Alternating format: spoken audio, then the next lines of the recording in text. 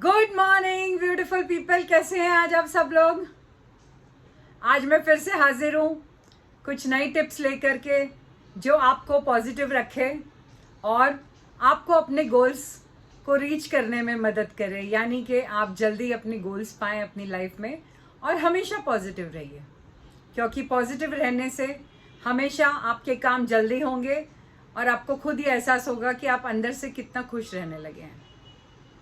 तो एक कहानी हाजिर है। एक समय में एक कौवा रहता था। वो कौवा अपने आप में बड़ा दुखी रहता था।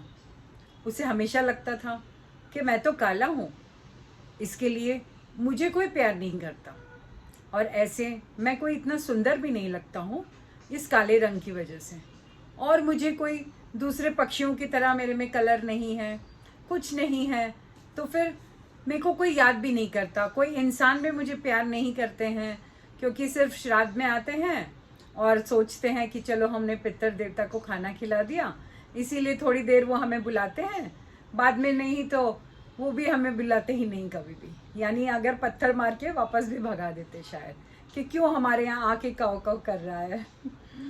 तो वो हमेशा परेशान रहता था। एक दिन एक वहाँ पर जंगल में ही एक गुरुजी का आना हुआ। वो पक्षियों और इंसानों से, एनिमल से, सभी से बातें करते थे। तो उस दिन उस कौवे ने सोचा कि क्यों ना मैं उस गुरुजी से मिलकर आऊं। तो गुरुजी से वो मिलने गया। गुरुजी ने कहा क्या बात है। तो कौवे ने अपनी आप बीती सुनाई कि देखो मुझे भगवान ने कैसा रूप दे दिया है, अब मैं कैसे निकालूंगा अपनी पूरी जिंदगी, बस ऐसे ही दुखी हो के मैं तो बड़ा ही परेशान हो गया हूँ। तो गुरुजी ने कहा तुम क्या चाहते हो। तो कौवे ने कहा कि मैं चाहता हूँ कि मेरा रंग रूप बदल जाए, मुझे कुछ और बना दो। तो गुरुजी ने कहा क्या बनना चाहते हो तुम। तो वो बोला मैं तो देखता हूँ कि जो हंस है वो कितना सुंदर है, एकदम सफ़ेद है और पानी में तैरता रहता है, सभी उसकी फ़ोटो भी खींचते हैं, मैं बाहर उड़ते हुए देखता हूँ, सभी उससे बड़ा प्यार करते हैं। वो ज़रा सा उड़ता है तो भी उसको मतलब फ़ोटो में लिया जाता है, वीडियो में लिया जाता है, मुझे तो कोई नहीं लेता। तो गुरुजी ने कहा कि तुम हंस बनना चाहते हो। तो कौवे ने बोला हाँ। तो गुरुजी ने कहा कि एक बात मैं तुम्हें कहना चाहता हूँ कि एक बार जाके हंस से पूछ लो कि भाई वो सुखी तो है ना अपनी ज़िंदगी में, उसके बाद ही बनना, क्योंकि देखो तुम कम से कम काले तो हो मगर अक्ल तो है तुम में काफ़ी, ऐसे तो तुम्हें चालाक कौवा भी कहा जाता है। देखो मेरी ये बात अगर तुम्हें समझ में आए तो हंस से ज़रूर जाके पूछना, फिर मैं बाद में तपस्या में लीन हो जाऊंगा तो मैं तुम्हें नहीं बना पाऊंगा, इसीलिए मैं तुम्हें सिर्फ एक ही बार चेंज कर सकता हूँ। तो कौवे ने कहा अच्छा ठीक है, मैं जाता हूँ हंस के पास। वो गया हंस के पास कि हंस दादा आप तो बड़े सुंदर हो, इतने सफ़ेद हो, आप तो बड़े मज़े कर रहे हो नहीं, हमेशा बस पानी में तैरते रहते हो, ऐसे लगता है कि बस बह रहे हो, इतने सुंदर दिखते हो, तुम्हारी तो ज़िंदगी बड़े मज़े की है। तो हंस ने कहा कि किसने कह दिया तुझसे ऐसा, मैं तो एकदम पानी में इतना बोर हो गया हूँ, ज़्यादा मैं ज़मीन पे भी नहीं इतना रहता हूँ, मुझे हमेशा इंसान लोग भी हमेशा मुझे फ़ोटो खींच खींच कर तंग करते रहते हैं, कभी मुझे पत्थर मार के उड़ाते भी हैं ताकि मेरा वीडियो ले सके, या फिर कुछ ना कुछ मुझे हैरान करते रहते हैं, कुछ भी खिलाते रहते हैं, मैं तो बड़ा ही तंग आ गया हूँ मेरी लाइफ से। ये सफ़ेद कलर भी कोई कलर है, ये तो कोई कलर ही नहीं है, बस सफ़ेद है, मातम में पहनते हैं लोग। कौवा सुन के हैरान हो गया, वहाँ से उड़ गया और गुरुजी के आके अपनी बात बताई कि देखो हंस भी ऐसे कह रहा है। तो गुरुजी ने कहा अब तुम्हारे मन में क्या है, तुमने तो अभी ये भी जान लिया कि हंस भी दुखी है।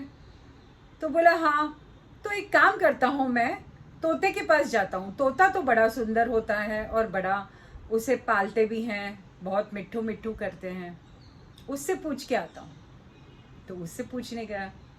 तोता जैसे ही मिला उसने उसे आवाज़ दी, अरे ओ मिट्ठू, तुम तो बड़े खुश होंगे अपनी ज़िंदगी से, अच्छी अच्छी चीज़ें खाने को देते हैं इंसान तुम्हें, और तुम्हारा एकदम हरा रंग है, पत्तों में होता है, पूरे दिन तुम उड़ते रहते हो और एकदम सुंदरता है, तुम्हारी तो बीक भी इतनी सुंदर है, यानी कि चोंच भी एकदम लाल कलर की होती है, बड़ा ही सुंदर तुम्हारा रूप है, और तुम बड़े ही जिंदगी के मजे ले रहे हो।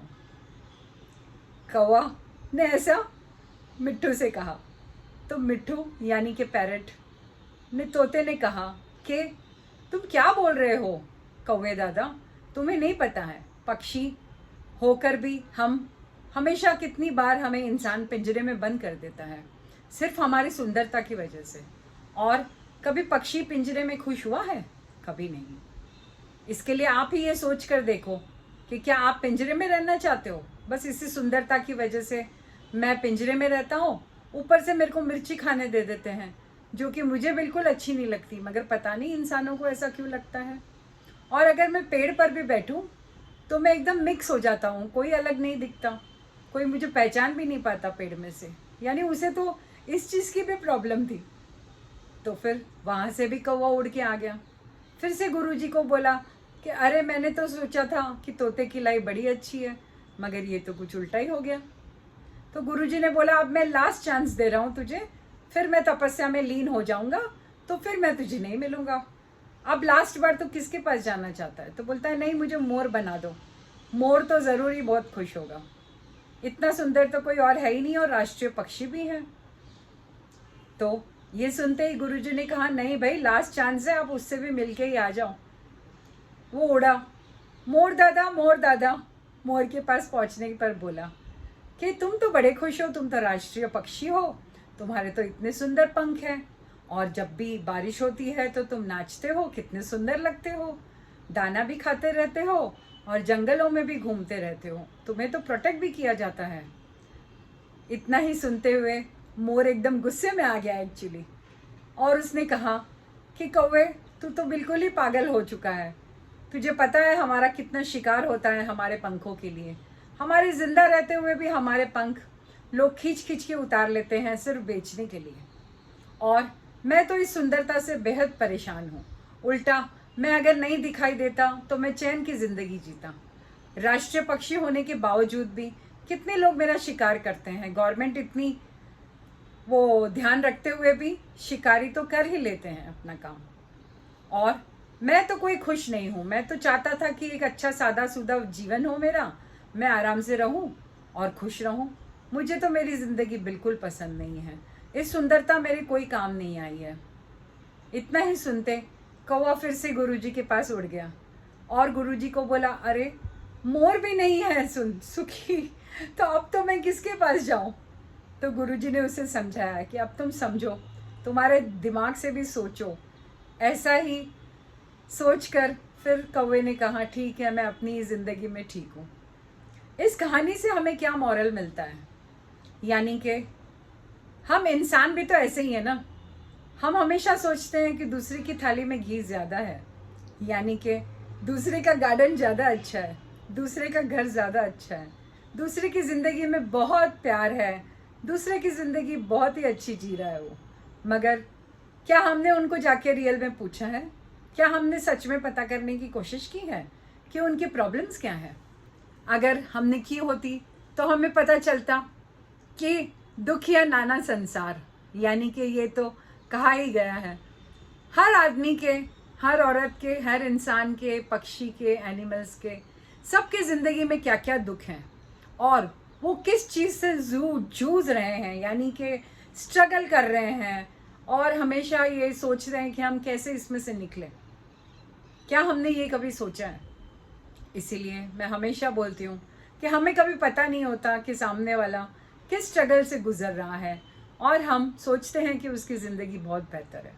इसीलिए हमेशा हमें अपने आप के ऊपर ध्यान देना चाहिए और यही सोचना चाहिए कि हम अपनी ज़िंदगी बेहतर कैसे बना सकते हैं, ना कि ये कंपैरिजन में घुसकर, यानी कि उसका मुझे भी ये चाहिए, मुझे भी वो चाहिए, उसके पास है तो मेरे पास क्यों नहीं, ये सोच कर हम अपनी ज़िंदगी बेकार कर देते हैं और काफ़ी मेंटल हेल्थ के प्रॉब्लम से हम गुज़रते हैं, क्योंकि हमें ये समझ में ही नहीं आता कि हम कैसे खुश हों।